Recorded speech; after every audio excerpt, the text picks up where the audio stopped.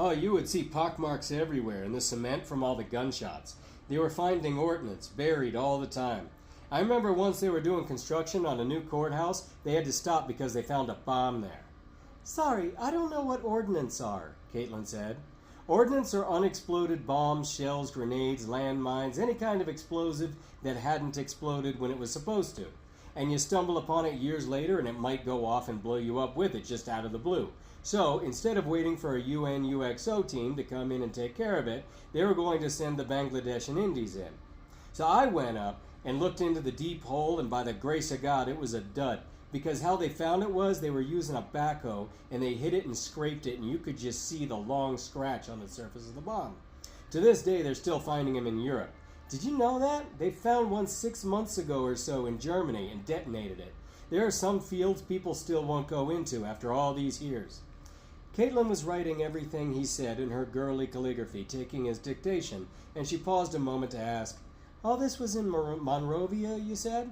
"Yeah, so we stayed away from there for about a week, just waiting to hear it go off, but it never did.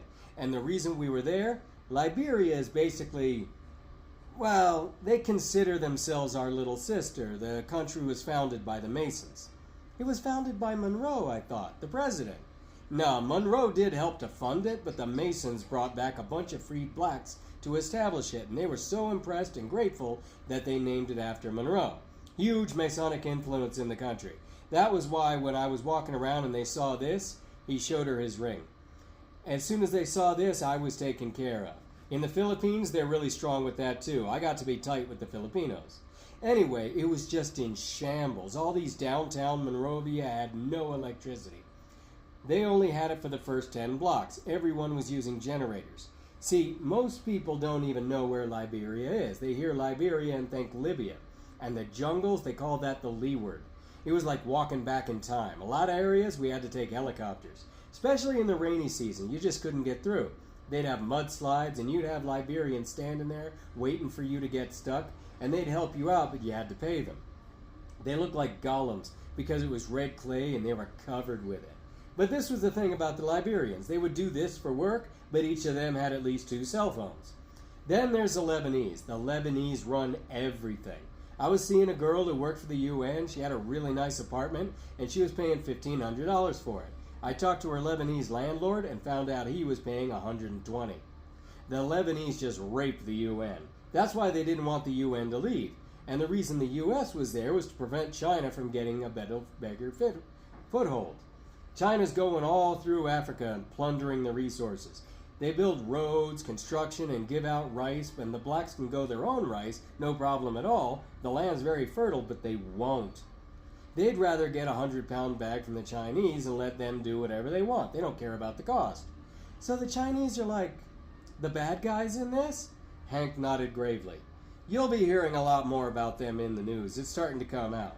If someone posts about it on Instagram, I'll probably see it. It might take more than a few hashtags to tell the story.